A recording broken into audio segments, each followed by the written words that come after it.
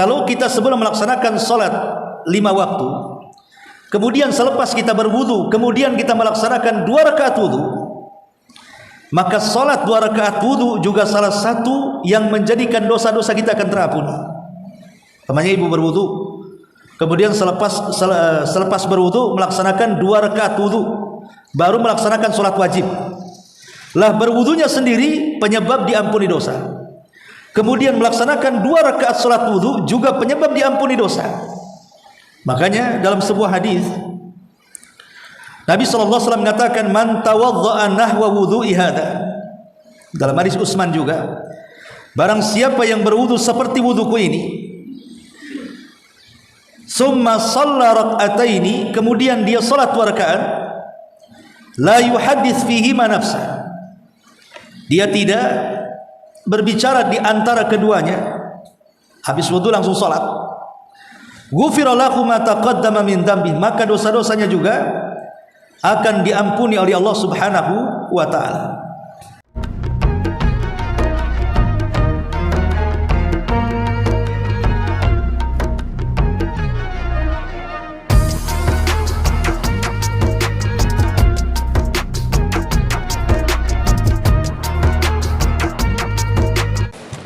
Bismillahirrahmanirrahim. Assalamualaikum warahmatullahi wabarakatuh. Alhamdulillah wassalatu wassalamu ala Rasulillah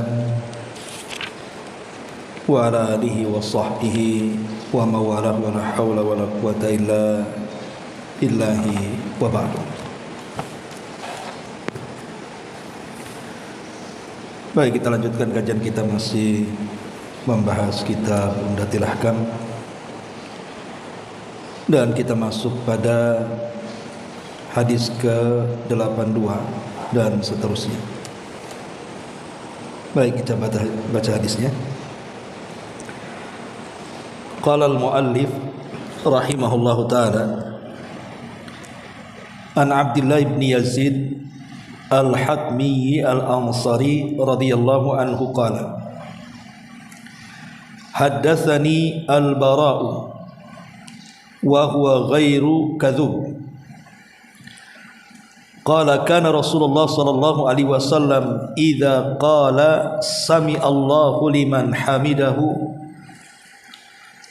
lam yahni ahadun minna dhahrahu hatta yaqa Rasulullah sallallahu alaihi wasallam sajida thumma naqa'u sujudan ba'dahu.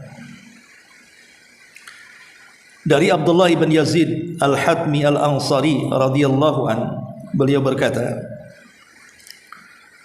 bahwa Al-Bara ibn Azib menyampaikan hadis kepadanya, dan Al-Bara bukanlah seorang pendusta. Al-Bara mengatakan, jika Rasulullah sallallahu alaihi wasallam mengucapkan sami Allahu liman hamidah, maka tidak ada seorang dari kami yang membungkukkan punggungnya sampai Rasulullah sallallahu alaihi wasallam bersujud. Setelah itu kami baru bersujud.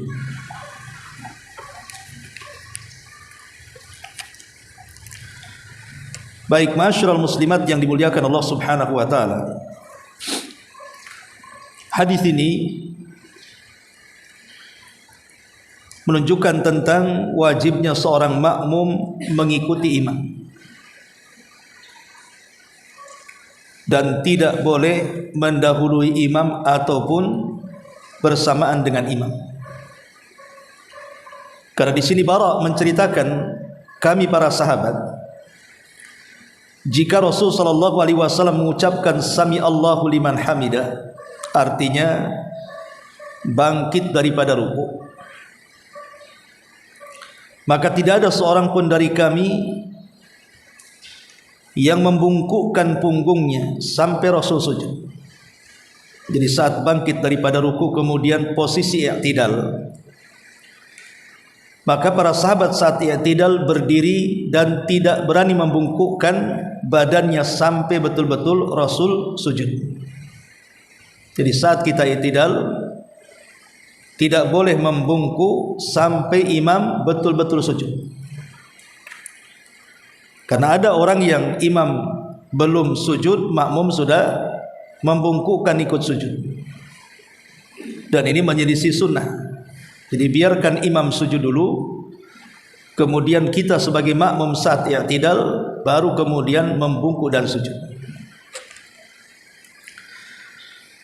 Kemudian juga di antara faedah hadis ini, ucapan sami Allahu liman hamidah.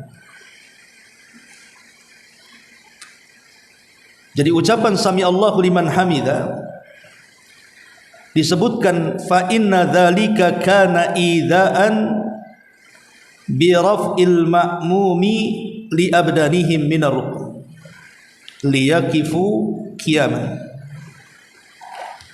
Jadi kalau imam mengucapkan sami Allahu liman hamidah ketika bangkit daripada ruku menuju i'tidal, kalimat itu adalah pengumuman atau pemberitahuan kepada makmum agar badan mereka bergerak untuk ruku menuju i'tidal berdiri. Jadi kalimat itu memberitahu makmum saat kita makmum lagi ruku, imam kan bangkit mengucapkan sami Allahu liman hamidah. Berarti kalau sami Allahu liman hamidah berarti posisi imam sudah berdiri i'tidal, dan kita tinggal mengikuti gerakan imam ikut bangkit daripada ruku menuju i'tidal. Kemudian juga di dalam hadis ini juga ucapan sami Allahu liman hamidah artinya annallaha qad istajaba li abdihi atau li ibadihi alladhina yahmaduna wa yamdahunahu. Jadi ucapan sami Allahu liman hamidah bahwa Allah Subhanahu wa taala sungguh telah mengijabah bagi hamba-hambanya, di mana hamba-hamba itu telah memuji dan mengagungkan Allah Subhanahu wa taala. Jadi ucapan sami Allahu liman hamidah artinya Allah mendengar pujian kita. Karena Allah Subhanahu wa taala mendengar pujian kita, maka saat i'tidal kita dianjurkan untuk berdoa. Apa doanya? Rabbana walakal hamdu. Ya Rabb, untukmu segala pujian. Sekali lagi bahwa ucapan sami Allahu liman hamidah artinya Allah mendengar. Mendengar siapa? Mendengar setiap orang yang berdoa saat salat ketika kita memuji Allah Subhanahu wa taala. Makanya secara langsung setelah ucapan sami Allahu liman hamidah, maka kita katakan Rabbana walakal hamd. Ya Rabb kami, untukmu segala pujian. Memang bacaan seorang makmum saat i'tidal ini kan macam-macam. Ada yang pendek, ada yang panjang. Adapun yang pendek, ya Rabbana walakal hamd. Adapun yang panjang, ada juga Allahumma Rabbana lakal hamdu mil'us samawati wa mil'ul ardi wa ma bainahuma wa mil'u ma syi'ta min syai'in ba'du. Ahlas sana'i wal majdi la mani'a lima a'taita wa la mu'tiya lima mana'ta wa la yanfa'u dzal jaddi minkal jadd. Ini yang panjang.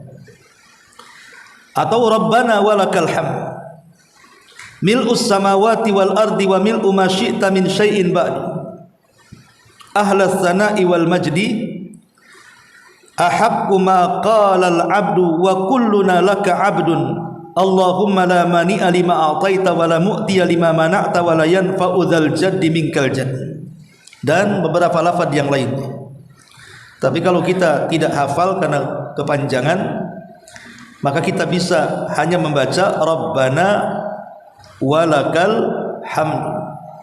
Atau kalau mau ditambah Rabbana walakal hamdu hamdan katsiran thayyiban mubarakan fi.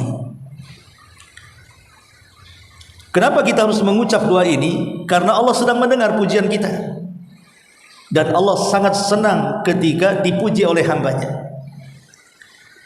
Makanya saat i'tidal, salah satu penyebab Allah subhanahu wa ta'ala juga akan mengampuni dosa-dosa kita. Ma'asyiral muslimat yang dimuliakan Allah azza wa jalla, intinya hadis ini menjelaskan kepada kita jangan sekali-kali mendahului imam dalam salat. Baik, kemudian hadis berikutnya,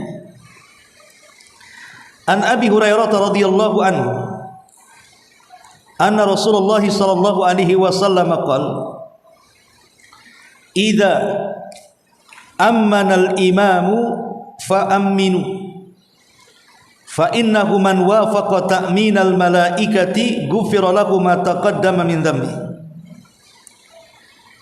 Abu Hurairah radhiyallahu an berkata bahwa sungguh Rasul bersabda, jika imam mengucapkan amin, dan kalimat amin bisa dibaca dengan memanjangkan alif amin atau memendekkan alif, dan juga memanjangkan mim amin. Jadi ada dua bacaan, amin atau amin, dan dua-duanya benar lafadznya. Jika imam mengucapkan amin, maka ucapkanlah amin oleh kalian wahai makmum. Barang siapa yang mengucapkan amin bertepatan dengan ucapan amin para malaikat, maka dosa-dosanya yang telah lalu akan terampuni. Di sini para ulama menjelaskan kepada kita tentang disyariatkannya membaca amin ketika imam membaca amin. Lalu kapan makmum membaca amin? Apakah setelah imam membaca amin baru makmum membaca amin? Ataukah bacaan amin itu disetarakan dengan bacaan imam ketika mengucapkan amin? Artinya ketika imam mengatakan ghairil maghdubi alaihim waladhdallin, maka serentak makmum mengucapkan amin bersama-sama dengan imam. Para ulama mengatakan bahwa yang kedua yang disyariatkan. Jadi membaca amin jangan menunggu imam membaca amin, tetapi menyamakan bacaan makmum dengan imam saat membaca amin. Dari mana kita tahunya bahwa bacaan kita setara dengan bacaan imam? Saat imam membaca akhir Al-Fatihah. Jadi ketika imam membaca ghairil maghdubi alaihim waladhdallin, berarti jangan kemudian kita diam saja menunggu imam membaca amin, akan tetapi langsung makmum serentak dengan imam bersama-sama mengucapkan amin. Kenapa demikian? Karena di sini ada kalimat man wafaqa ta'minahu ta'minal malaikat. Barang siapa yang bertepatan dengan ucapan amin para malaikat, maka ghufira lahu ma taqaddam min dzambi. Di sini keistimewaannya, maka dosa-dosanya akan diampuni yang telah lampau. Jadi kalau seandainya imam dulu baca amin, logikanya ya, atau makmum dulu, maka kita tidak tahu yang mana satu yang bertepatan dengan aminnya para malaikat. Apakah aminnya imam yang duluan ataukah aminnya kita? Makanya supaya bertepatan aminnya kita dengan para malaikat, maka serentak bersama-sama dan antara makmum dan imam. Jadi ucapan amin sekali lagi serentak antara makmum dan imam. Baik, di antara faedah hadis ini yang pertama, disyariatkan membaca amin baik kepada imam, baik kepada makmum atau salat sendirian. Yang kedua, bahwa para malaikat mereka juga mengaminkan kepada doa-doa orang-orang yang sedang salat. Jadi para malaikat ikut mendoakan dan mengaminkan doa kita di saat kita sedang melaksanakan salat. Dan dari sini kita juga mengetahui bahwa saat kita sedang salat, para malaikat menyaksikan kita. Kemudian juga di antara faedah berikutnya, tentang fadilah mengucapkan amin. Bahwa orang yang mengucapkan amin di antara dari sebab-sebab kita akan diampuni dosa-dosanya. Tetapi yang harus dipahami, maksudnya dosa-dosanya yang telah lalu terampuni di sini artinya dosa-dosa kecil. Karena dosa besar tidak bisa terampuni dengan ucapan amin. Tapi dosa besar itu harus dengan taubah an-nasuha. Kemudian juga yang bagi lidda'i wal mu'min ala du'a an yakuna hadirul qalbi. Selayaknya bagi orang yang sedang berdoa, baik di luar salat, wal mu'ammin yang bagi lidda'i wal mu'ammin ala doa, layak bagi seorang yang berdoa dan yang mengaminkannya, an yakuna hadirul qalbi, hendaklah menghadirkan hatinya. Artinya saat berdoa itu jangan lalai, ataupun yang mengaminkan jangan lalai, tetapi tanamkan keikhlasan dan diyakini setiap doa-doanya dikabulkan oleh Allah Subhanahu wa taala. Dari sini juga faedahnya, kata Imam Bukhari, hadis ini tentang pensyariatan bahwa ucapan aminnya imam dan juga aminnya makmum di salat yang dikeraskan juga ikut dikeraskan. Jangan diam saja. Kalau imam membaca ghairil maghdubi alaihim waladhdallin dalam salat jariyah seperti maghrib, isya dan subuh, maka makmum ikut meneriakkan amin, bukan diam atau dibaca dalam hati, tetapi terucap lewat lisan, tetapi dengan penuh kehusyuan, karena ibaratnya kita meminta kepada Allah bahwa doa-doa kita ini minta diijabah. Kemudian juga di antara faedah hadis ini, minal afdal lidai, termasuk yang paling utama bagi seorang yang berdoa, an yusabihal malaikata fi kulli sifatil lati takunu sababan fil ijabah, untuk mencontoh para malaikat pada setiap sifat-sifat yang dengannya menjadi sebab dikabulkan doa.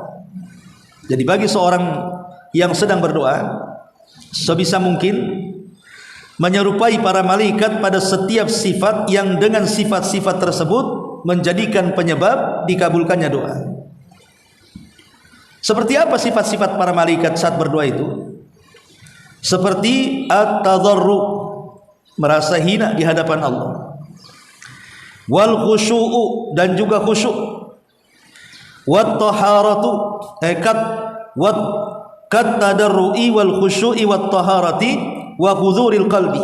Seperti tadarru', saya ulangi, merendahkan diri, menghinakan diri di hadapan Allah, kemudian khusyuk, kemudian suci, kemudian menghadirkan hati, artinya ikhlas, wal iqbal 'ala Allahi fi kulli halin, dan berupaya untuk menghadap Allah dalam setiap kondisi apapun dengan penghadapan yang baik.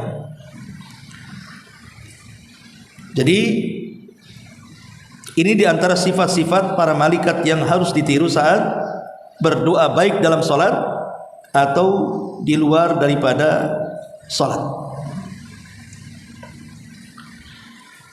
Masyaallah muslimat yang dimuliakan Allah Subhanahu wa taala, hadis ini menjelaskan tentang fadilah, keutamaan orang yang mengucapkan amin, bahwa siapapun yang aminnya mencocoki aminnya para malaikat, maka akan diampuni dosa-dosanya.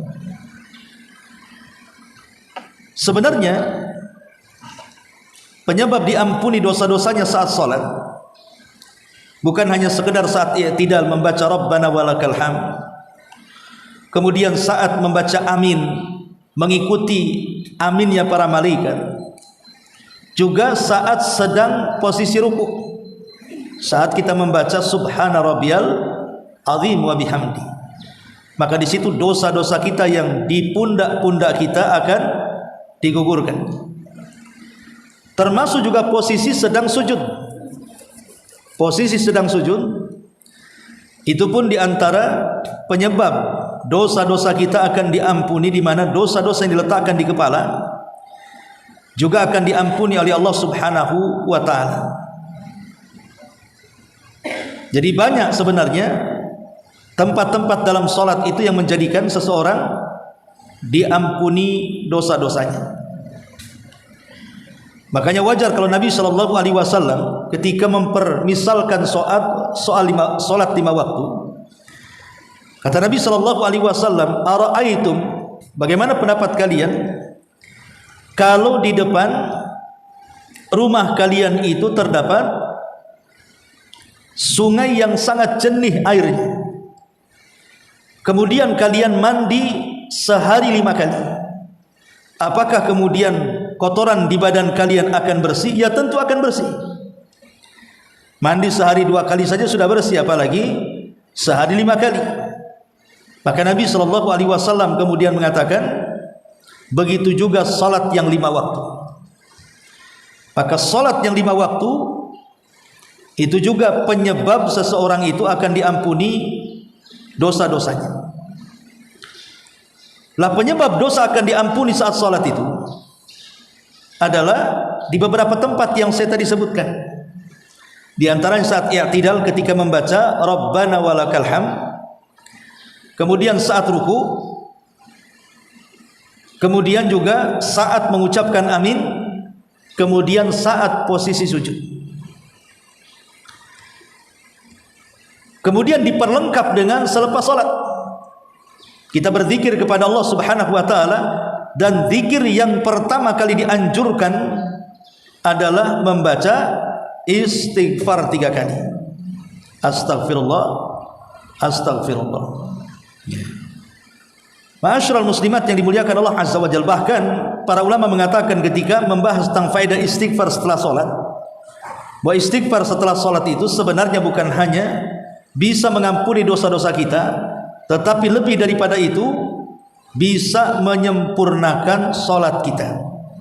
Karena sekali lagi, istighfar itu kan bukan karena sekedar seseorang itu melakukan sebuah maksiat dan dosa kemudian kita istighfar. Tapi istighfar juga bisa kita lakukan karena sebuah kekurangan dalam ibadah. Dan saya yakin, saya, ibu atau siapapun yang pernah sholat atau melaksanakan sholat, maka dipastikan banyak kekurangan yang sadar atau tidak sadar kita lakukan, seperti mungkin menghayal, melamun, atau tidak khusyuk. Maka itu semua adalah kekurangan-kekurangan dalam sholat. Makanya kemudian istighfar itu kata para ulama salah satu jabrun min jabri sholat. Dia adalah salah satu pelengkap yang melengkapi kesempurnaan sholat. Dengan kekurangan-kekurangan ketika sedang sholat, kemudian kita membaca istighfar setelah sholat, maka kekurangan itu bisa dihapuskan dengan cara istighfar. Itu sebab ampunan dosa di dalam sholat.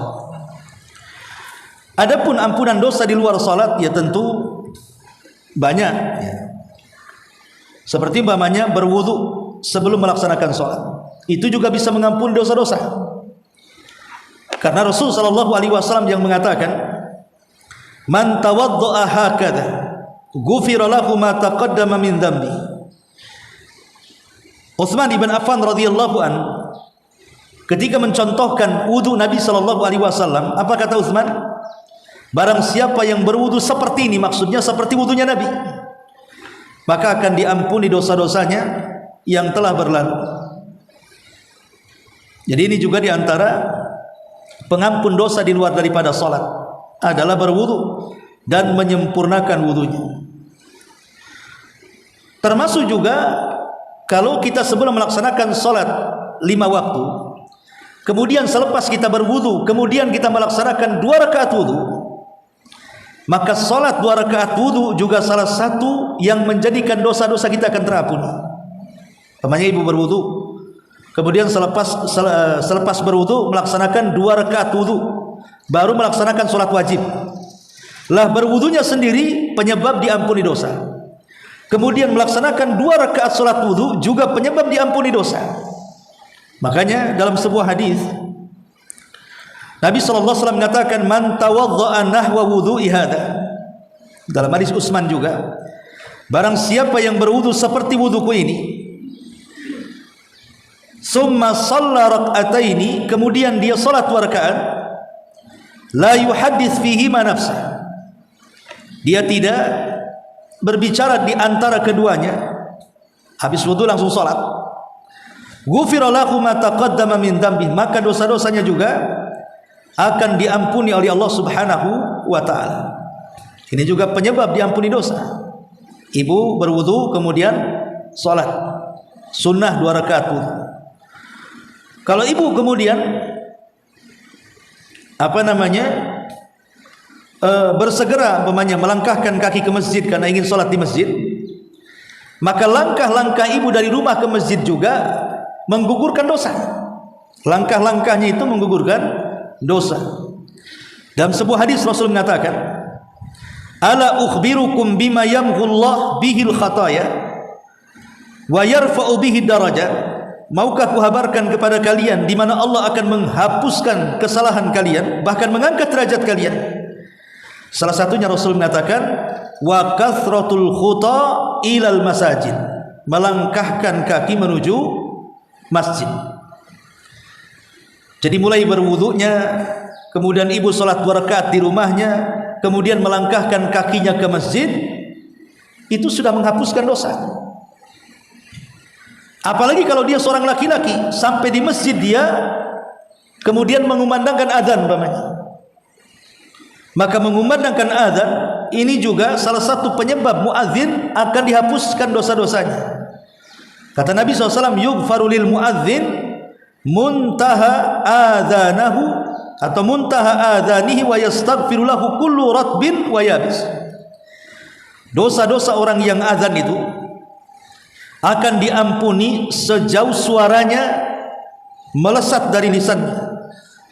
Bahkan seluruh makhluk yang kering dan yang basah akan memintakan ampun kepada Allah Subhanahu wa taala akan dosa-dosanya. Ma'asyiral muslimat yang dimuliakan Allah Subhanahu wa taala, termasuk juga bukan hanya menjadi muadzin, orang yang mendengarkan muadzin juga sama. Orang yang mendengarkan muadzin juga sama akan dihapuskan dosa-dosanya.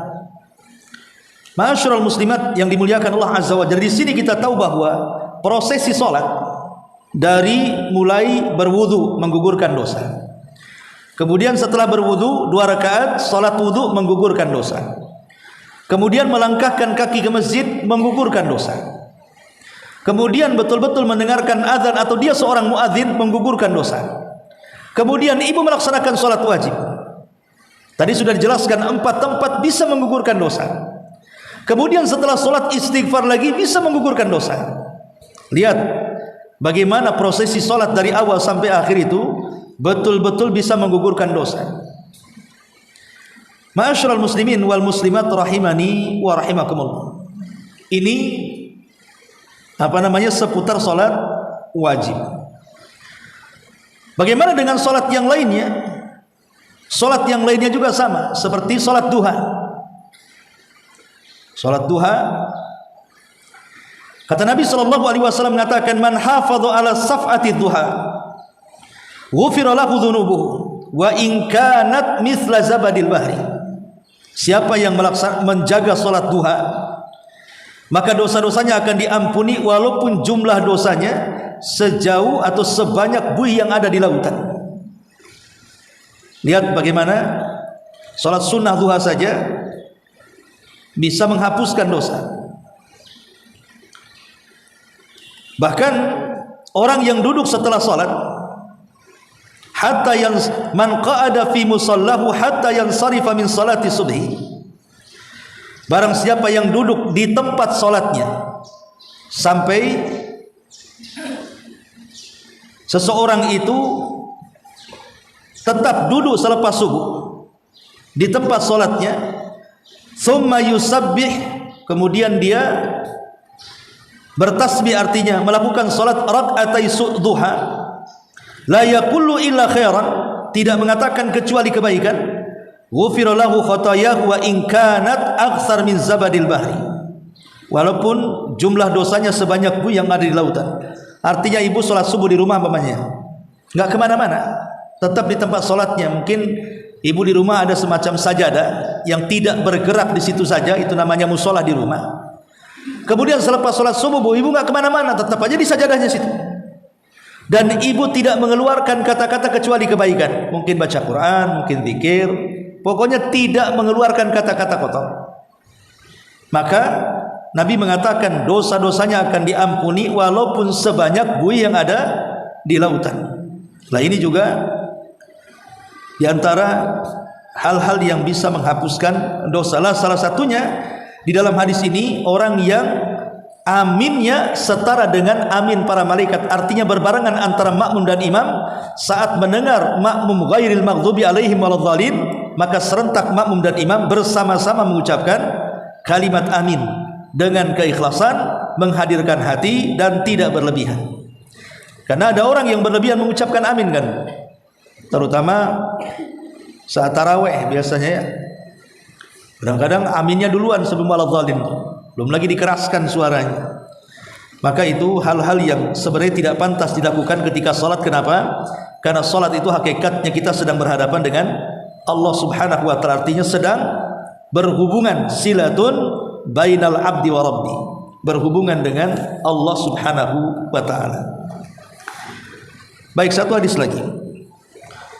An Abi Hurairah radhiyallahu anna Rasulullah sallallahu alaihi wasallam qala, idza shalla ahadukum lin-nasi falyukhaffif fa inna fihim adh-dha'if was-saqim wa dzal hajati wa idza shalla ahadukum li nafsihi faltutawwil ma syaa.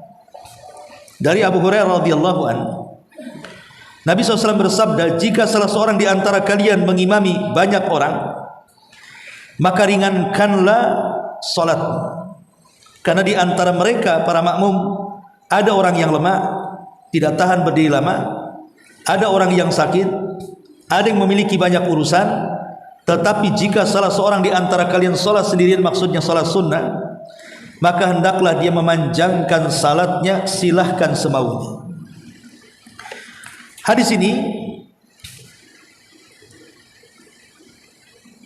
menjelaskan kepada kita tentang rahmat, kasih sayang Nabi SAW kepada umatnya, di mana di antara kasih sayang kepada umatnya adalah meminta kepada setiap imam yang menjadi imam dan mengimami banyak makmum, hendaklah lihat-lihat ke belakang.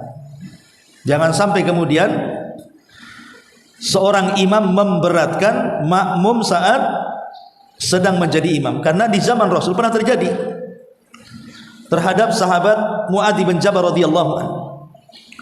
Jadi sahabat Mu'adz bin Jabal ini baru saja melaksanakan sholat Isya bersama Nabi. Kemudian setelah itu dia pulang kepada kaumnya. Rupanya di kaumnya belum ada pelaksanaan Isya. Maka mereka meminta Mu'adz menjadi imam bagi mereka. Tentu di sini Mu'adz sholat 2 kali.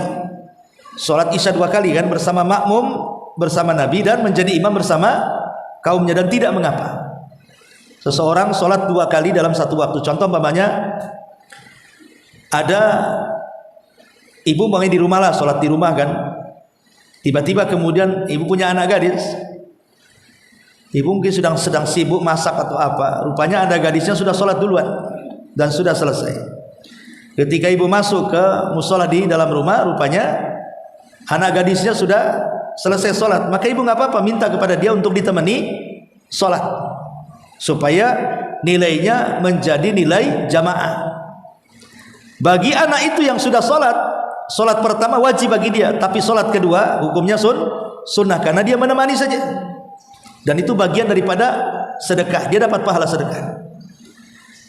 Ataupun orang ke masjid, rupanya di masjid sudah sholat, maka kita minta salah seorang untuk menemani sholat, maka tidak ada masalah.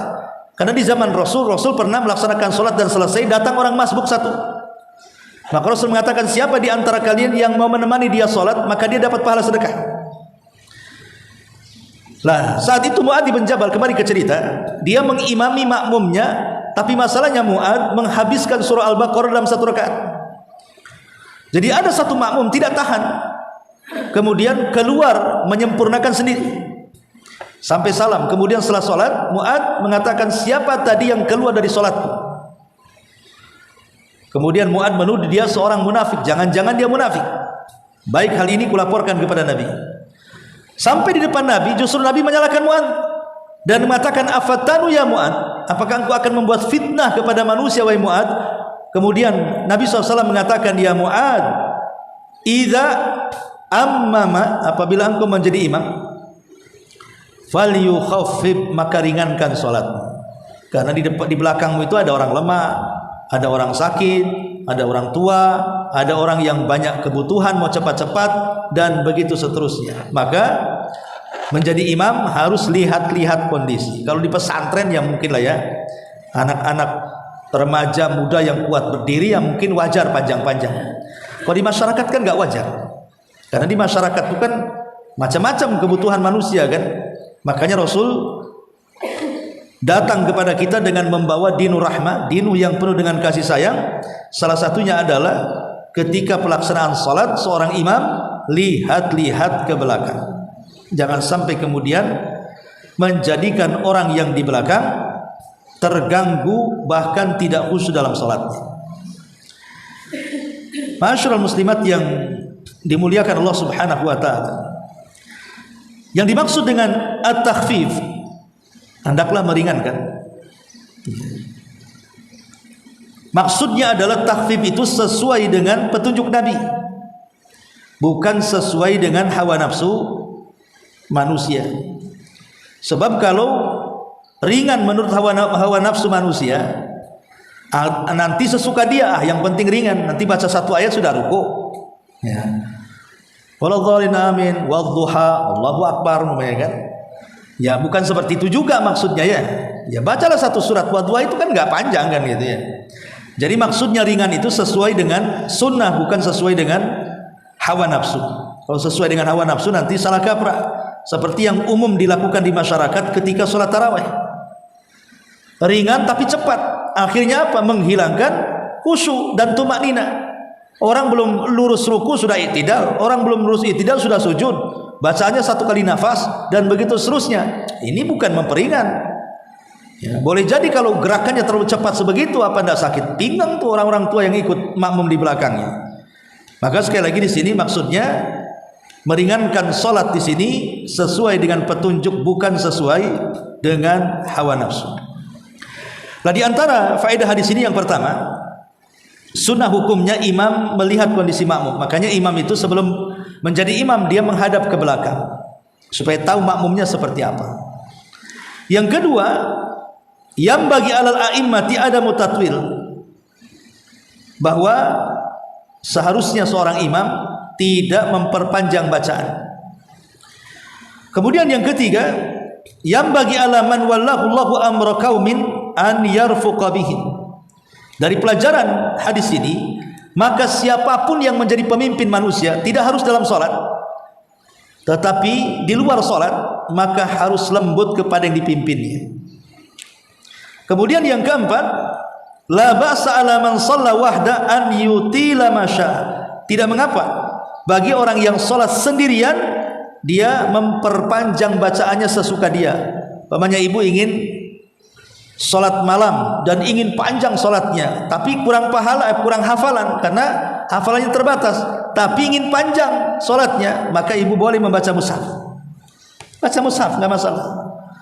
Ya, jangan kemudian seseorang memaksa-maksa dari hafalan yang tidak dihafalnya, nanti banyak salahnya. Pegang aja mushaf, dan itu tidak mengapa. Ya, kalau ingin dipanjangkan, jadi orang yang sholat sendirian itu sangat dianjurkan untuk memperbanyak sholatnya saat dia sedang sholat sendirian. Dan ini bentuk rukhsah, keringanan yang diberikan oleh Allah Subhanahu wa ta'ala. Baik, ini diantara faedah 3 hadis secara ringkas ya. Sebelum saya tutup, silakan pada waktu kita buat tanya jawab.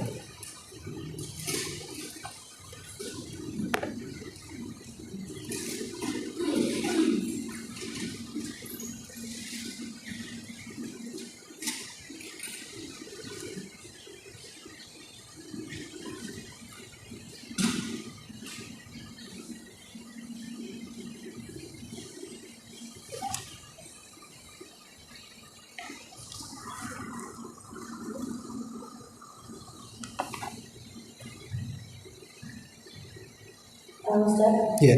mengenai bolehnya membaca mushaf itu diperbolehkan pada saat sholat wajib juga ya Ustaz? Saat sholat wajib tidak boleh. Sunnah ada. Iya. Kenapa? Alasannya, karena dalam sholat wajib itu kita tidak boleh membebani dengan bacaan. Harus sesuai dengan hafalan yang paling dihafal dia. Kata Nabi, Allah Subhanahu wa taala berfirman, "Fal faqra'u ma tayassara minal Qur'an." Bacalah yang paling mudah yang kau hafal dari Al-Qur'an. Jangan yang tidak hafal atau setengah hafal kemudian dibaca, itu akan mengganggu konsentrasi makmum. Namanya orang mau membaca pertengahan Al-Baqarah karena dulu pernah hafal kan, tapi tidak mungkin. Rupanya salah-salah. Ini kan bahaya, akan mengganggu makmum. Makanya para ulama mengatakan, ini dijelaskan dalam beberapa ulama madhab, bahwa yang boleh memegang mushaf saat sholat itu ketika sholat sunnah saja. Sholat wajib sebaiknya jangan. Karena saya melihat juga di Batam ini beberapa masjid, kadang-kadang diletakkan tempat mushaf, kemudian ditaruh mushaf yang besar pas di depan imam. Dan ada sebagian imam yang mereka mungkin hafalannya kurang, sehingga meletakkan mushaf di depannya, kemudian dia sholat dan membaca mushaf yang ada di depannya. Kita tidak meragukan, ada sebagian pendapat ulama mengatakan boleh, tetapi pendapat yang kuat tidak boleh, karena akan bertentangan dengan firman Allah Azza wa Jalla, "Faqra'u ma tayassara minal Qur'an." Bacalah dari yang mudah dari Al-Quran, dan ini konteksnya sholat wajib. Adapun sholat sunnah maka dibolehkan, seperti seseorang ingin menghatamkan Quran di sholat malam, tapi dia tidak hafal Quran, maka boleh menggunakan mushaf, silakan. Ya, jadi bolehnya megang mushaf hanya pada sholat wajib saja, bukan pada sholat sunnah. Wallahu a'lam.